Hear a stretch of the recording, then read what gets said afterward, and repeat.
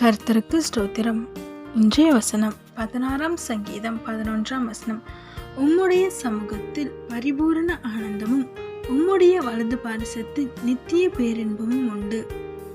16 சங்கீதம் 11 உம்முடைய சமூகத்தில் பரிபூரண ஆனந்தமும் உம்முடைய வலது பாரிசத்தில் நித்திய பேரின்பமும் உண்டு. இங்கே இந்த வசனம் ரொம்ப அழகாக சொல்லுது.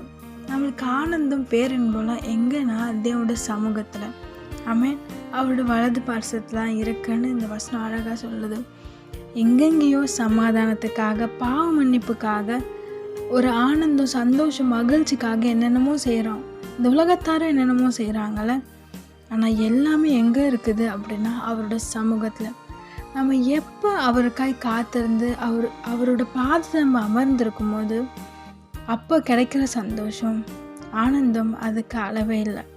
ஆமீன். இப்போ கூட சமாதானம் இல்லாமல் இருக்கீங்க, என்னென்னமோ செஞ்சுட்டேன், ஒரு சந்தோஷம் இல்லை, சமாதானம் இல்லை, என் வாழ்க்கையில் ஒரு சந்தோஷன்றதே சுத்தமாக இல்லை அப்படின்னு கலங்கி போயிருக்கிறீங்களே, கேள்வியோடு இருக்கிறீங்க, என்ன பண்ணலாம், எங்கே தான் அது கிடைக்கும் அப்படின்ற மாதிரி இருக்கீங்க.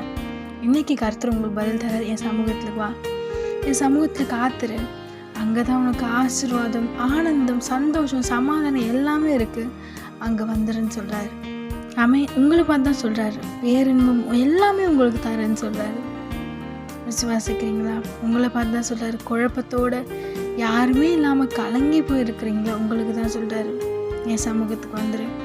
எங்கே இருக்கியோ அதே இடத்துல முழங்கால் படிக்கிட்டு என்ன நினச்சிப்பாரு, நிச்சயமாக நான் உனக்கு சந்தோஷத்தை சமாதானத்தை தருவேன்னு சொல்கிறாரு. விசுவாசிக்கிறீங்களா? உங்களை பார்த்து தான் சொல்கிறார், என்னோட சமாதானத்தை வைத்து போகிறேன்னு கர்த்தர் சொல்லியிருக்கிறார். ஏசப்பா சொல்லியிருக்கார், அவரோட சமாதானத்தை உங்களுக்கு தந்து உங்கள் சந்தோஷத்தினாலும் ஆனந்தத்தினாலும் நிரப்பி ஆசீர்வதிப்பார். ஆமென்.